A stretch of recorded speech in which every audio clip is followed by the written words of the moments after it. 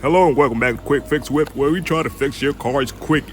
Yeah, I got the Ford Fusion that we couldn't pick up in the last video on Thanksgiving, but it's right here in front of me and it has a few quirks, things that need to be fixed. So we're gonna do that. As you can see, the window's stuck right now and it's snowing, so we gotta get it ready for the weather. But before we get to that, we're gonna change the camshaft position sensor on the previous car we picked up in the previous video. Yes, the Ford Taurus that wouldn't start.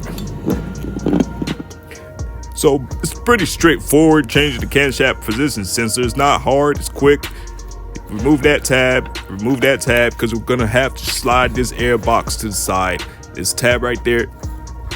We're not gonna take off all the hoses, we're just gonna remove two. This one here, and the one that actually connects to the engine. Right there. And then after you do that, you should be able to just lift. Don't worry about those bolts. You should be able to just lift and pry this thing right to the side. Everything should look like this if you follow those steps correctly. And these are the codes that's given off: P0340. Yep, camshaft position sensor. So we're gonna get to it.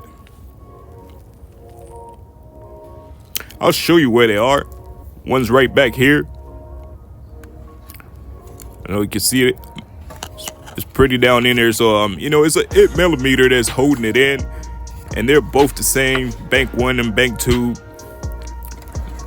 So one's up at the front by the right, hiding under those hoses.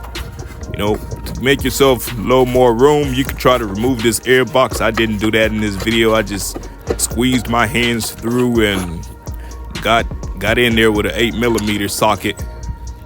But if you do want to remove the air box, that's where you want to do. I recommend removing this hose so you can get a little space.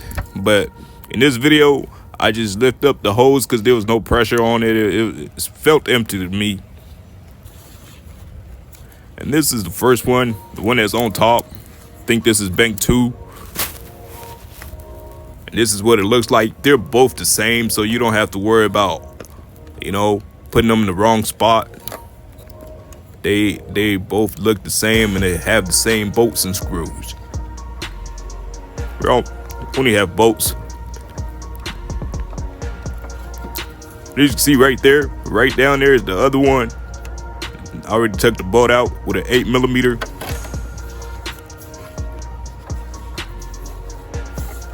Just gonna reach in there and get it out.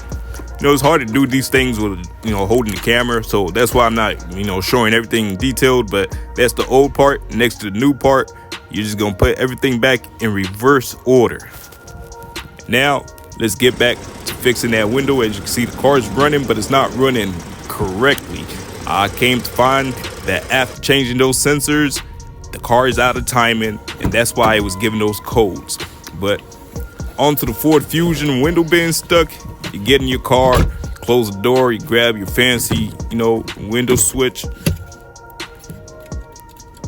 Nothing. You tap your motor, because that's usually the cause when your window's not going up. You want to check your motors, but I usually check fuses, switches, and all that. So what I did was I checked all the buttons in the car that would control the window to make sure it wasn't just a motor, because the chances of all motors going out at the same time is very slim. So that led me to believe that it was a fuse, because all the switches wouldn't go out at the same time as well. And the fuse is right in here. See those 3 empty spaces, and then there's 2 15s.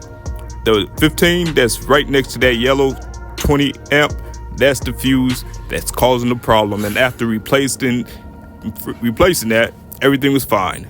Thanks for watching, everybody. I'll see you in the next one.